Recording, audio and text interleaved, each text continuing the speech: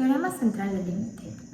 El teorema central del límite, TCL, es una teoría estadística que establece que, dada una muestra aleatoria suficientemente grande de la población, la distribución de las medias muestrales seguirá una distribución normal.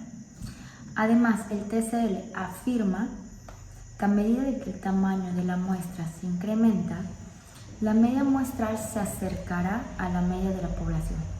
Por tanto, mediante el TCL podemos definir la distribución de la media muestral de una determinada población con una varianza conocida. De manera que la distribución seguirá una distribución normal si el tamaño de la muestra es lo suficientemente grande.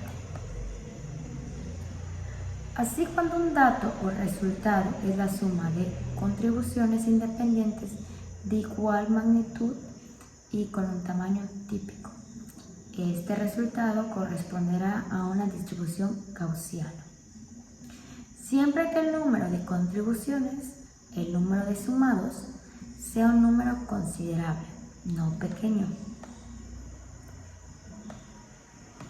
Con un tamaño típico se quiere garantizar que las contribuciones tienen que estar controladas.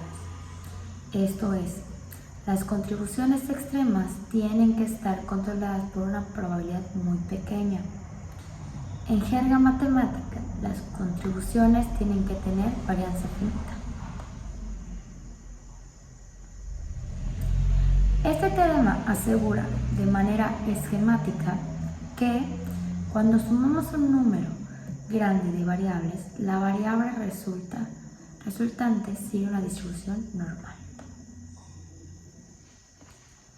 Este teorema, del que damos únicamente una idea general, sin establecer hipótesis matemáticas reales, establece la importancia de la distribución normal.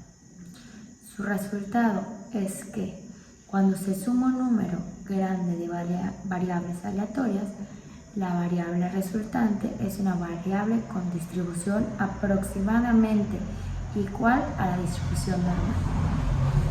Incluso el término número grande, porque matemáticamente el teorema se establece cuando n tiende a infinito. No es lo tanto porque en la práctica, con tener que n sea un número mayor o igual a 30, la aproximación ya proporciona buenos resultados. Además, el teorema es cierto. Independientemente de la distribución que sigan las variables que se sumen, no importa si son exponenciales, binomiales, etc., lo único que se necesita saber es su media y su varianza. Ahora hablaremos de las principales propiedades del teorema central del límite. El teorema central del límite tiene una serie de propiedades de gran utilidad en el ámbito estadístico y probabilístico. Las principales son: si el tamaño de la muestra es suficientemente grande, la distribución de las medias muestrales seguirá aproximadamente una distribución normal. El TCL considera que una muestra como grande cuando el tamaño de la misma es superior a 30. Por tanto, si la muestra es superior a 30, la media muestral tendrá una función de distribución próxima a una normal. Y esto se cumple independientemente de la forma de la distribución con la que estamos trabajando. En el siguiente punto, la media poblacional y la media muestral serán iguales. Es decir, la media de la distribución de todas las medias muestrales será igual a la media del total de la población. La varianza de la distribución de las medias muestrales será θ al cuadrado entre n, que es la varianza de la población dividida entre el tamaño de la muestra. Que la distribución de las medias muestrales se parezca a la normal es tremendamente útil, porque la distribución normal es muy fácil de aplicar para realizar contrastes de hipótesis y construcción de intervalos de confianza. En estadística, que una distribución sea normal es bastante importante, dado que muchos estadísticos requieren este tipo de distribución. Además, el TCL nos permitirá hacer inferencias sobre la media poblacional a través de la media muestral.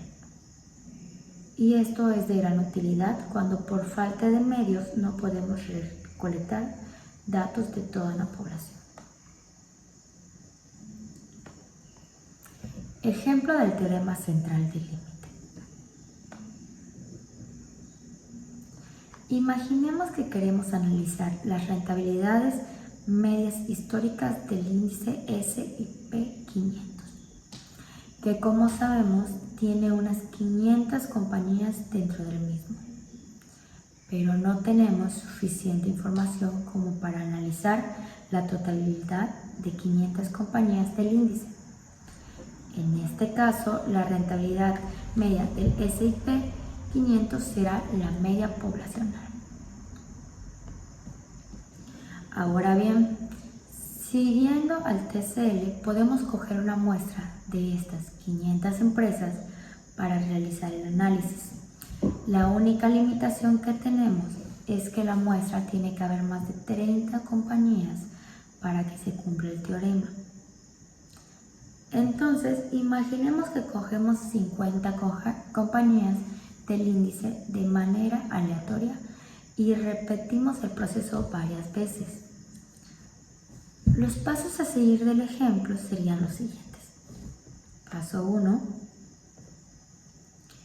Tenemos que elegir la muestra de 50 compañías y obtenemos la rentabilidad media de la totalidad de la muestra. De manera continuada, seguimos escogiendo 50 compañías y obtenemos la rentabilidad media. En el siguiente punto, la distribución de todas las rentabilidades medias de todas las muestras escogidas se aproximará a una distribución normal.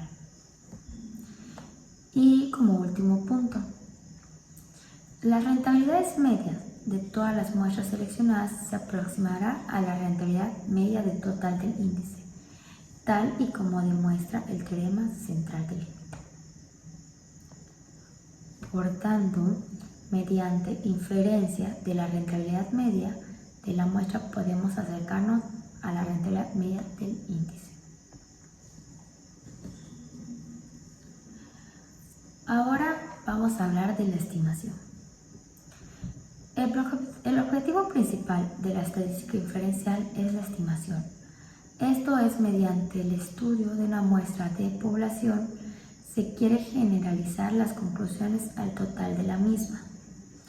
Como vimos en la sección anterior, los estadísticos varían mucho dentro de sus distribuciones muestrales y mientras menor sea el error estándar de un estadístico, más cercano serán uno de otros sus valores. Existen dos tipos de estimaciones para parámetros, puntuales y por intervalo. Una estimación puntual es un único valor estadístico y se usa para estimar un parámetro. El estadístico usado se denomina estimador. Una estimación por intervalo es un rango, generalmente de ancho finito, que se espera que contenga el parámetro.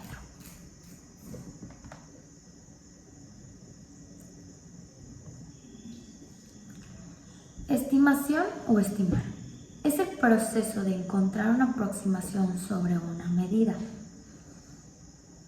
lo que se ha de valorar con algún propósito utilizable, incluso si los datos de entrada pueden estar incompletos, inciertos o inestables. En el ámbito de la estadística, estimación implica usar el valor de una estadística derivada a una muestra para estimar el valor de un parámetro correspondiente a la población. La muestra establece que la información puede ser proyectada a través de diversos factores, formal o informalmente, Son procesos para determinar una gama muy probablemente y descubrir la información que falta. La estimación se realiza mediante el muestreo de frecuencia, lo que está contando con algo pequeño, número de ejemplos, y la proyección de ese número es una población más grande. Las estimaciones de manera similar se pueden generar mediante la proyección de resultados de encuestas o encuestas sobre la población total. Al hacer una estimación, lo más a menudo es que el objetivo es útil para generar un rango de posibles resultados y esa cualidad es suficiente para ser útil, pero no es necesario que por lo que es probable sea incorrecto. Por ejemplo, al tratar de adivinar el número de caramelos contenidos en un frasco, si el 50% eran visibles y el volumen general de la jarra parecía ser 20 veces tan grande como el recipiente de volumen que contiene los caramelos visibles. A continuación, un proyecto simple mide que había 1 millar de caramelos en el frasco. Tal proyección, previsto para recoger el último valor que se cree que es más cercano al valor real, se llama una estimación puntual. Sin embargo, el punto de estimación es probable que sea incorrecto debido a que el tamaño de la muestra, en este caso el número de caramelos, son visibles en un número demasiado pequeño para estar seguro de que no contienen anomalías que difieren de la población en su conjunto. Este concepto es correspondiente a una estimación de intervalo, que captura una gama más amplia de posibilidades, pero es demasiado amplio para ser útil. Estimación puntual. La inferencia estadística está casi siempre concentrada en obtener algún tipo de conclusión acerca de uno o más parámetros, características poblacionales. Para hacerlo, se requiere que un investigador obtenga datos muestrales de cada una de las poblaciones en estudio. Entonces, las conclusiones pueden estar basadas en los valores calculados de varias cantidades muestrales, como por ejemplo, representamos con M parámetros. El verdadero promedio de resistencia a la ruptura de conexiones de alambres utilizados para unir obleas de semiconductores. Podría tomarse una muestra aleatoria de 10 conexiones para determinar la resistencia a la ruptura de cada una y la media muestral de la resistencia a la ruptura. Se puede emplear para sacar una conclusión acerca del valor de M. De forma similar, si S2 es la varianza de la distribución de resistencia a la ruptura, el valor de la varianza muestral S2 se podría utilizar para inferir algo acerca de S2. Cuando se analizan conceptos generales y métodos de inferencia, es conveniente tener símbolos genéricos para el parámetro del interés. Se utilizará la letra griega Q, que es para este propósito. El objetivo de la estimación puntual es seleccionar solo un número basado en datos de la muestra, que representa el valor razonable de Q. Una estimación puntual de un parámetro Q es solo un número que se puede considerar como el valor más razonable de Q. La estimación puntual se obtiene al seleccionar una estadística apropiada y calcular su valor a partir de datos de la muestra dada. Las estadísticas seleccionadas se llama estimador puntual de Q. El símbolo θ suele utilizarse para representar al estimador de Q y la estimación puntual resultante a una muestra dada. Un ejemplo de estimación puntual es el que vamos a ver enseguida. Si consideramos las siguientes 20 observaciones, cada una representa la duración en horas de un cierto tipo de una lámpara incandescente. Ahora podemos ver los números que tenemos. 1088, 666, 1016, 964, 1058, 612, 1003, 898, 1197, 1022, 744, 1135, 623, 1085, 970, 2001, 983, 1029, 883, 1122. Ahora, ¿qué es el siguiente paso y qué debemos seguir? Para calcular la media debemos ordenar las observaciones. Una vez ordenadas las observaciones quedaría en este orden: 612, 623, 666, 744, 883, 898, 964, 970, 983, 1003, 1016, 1022, 1029, 1058, 1085, 1088, 1122, 1135, 1197 y 1201. Ahora, ¿cuál es la siguiente? ¿Qué tenemos que hacer?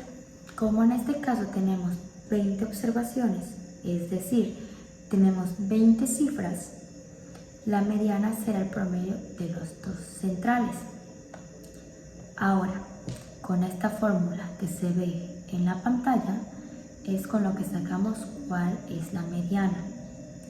Con esta fórmula podemos sacar la mediana para que nos dé una estimación. Ahora,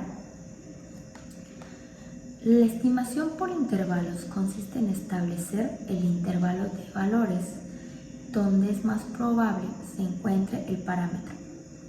La obtención del intervalo se basa en las siguientes consideraciones. La primera consideración: si conocemos la distribución muestral del estimador, podemos obtener las probabilidades de ocurrencia de los estadísticos muestrales.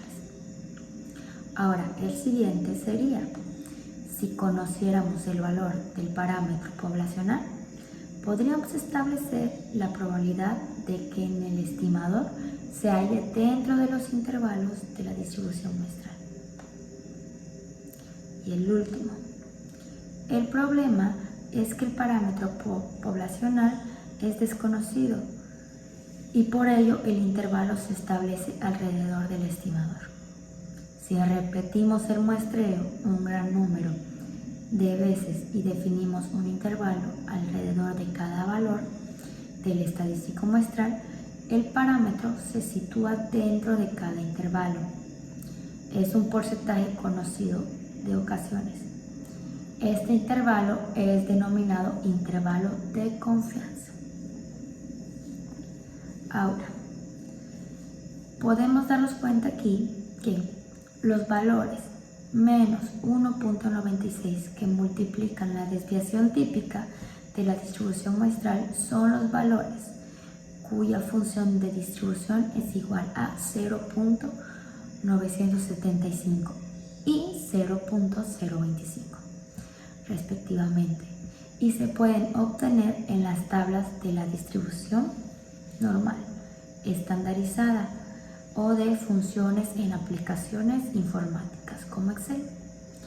Seguidamente generamos una muestra de la población y obtenemos su media, que es igual a 4.5 si establece el intervalo alrededor de la media muestral El parámetro poblacional 5.1 está incluido dentro de sus límites. Aquí podemos ver cuál es la media que se sacó con una fórmula. Conforme a esta fórmula sacamos la media. Ahora bien, la distancia de un punto A a un punto B es la misma que de B a A. Por esa razón, la distancia desde M a la media muestral es la misma que va de la media muestral a M. En consecuencia, si hacemos un muestreo con un número grande de muestras, observamos que el 95% de las veces aproximadamente el valor de la media de la población M se encuentra dentro del intervalo definido, alrededor de cada uno de los valores de la media muestral. El porcentaje de veces que el valor de M se halla dentro de alguno de los intervalos de confianza es del 95% y es denominado nivel de confianza. Ahora, si queremos establecer un intervalo de confianza en el que el porciento de veces que M se halle dentro del intervalo sea igual a la expresión anterior es. Aquí podemos ver la expresión donde obtenemos el valor de menos 0.258 que multiplica la desviación típica de la distribución muestral en las tablas de la distribución normal estandarizada o de funciones en aplicaciones informáticas como Excel, y son los valores cuya función de probabilidad es igual a 0.995 y 0.005 respectivamente.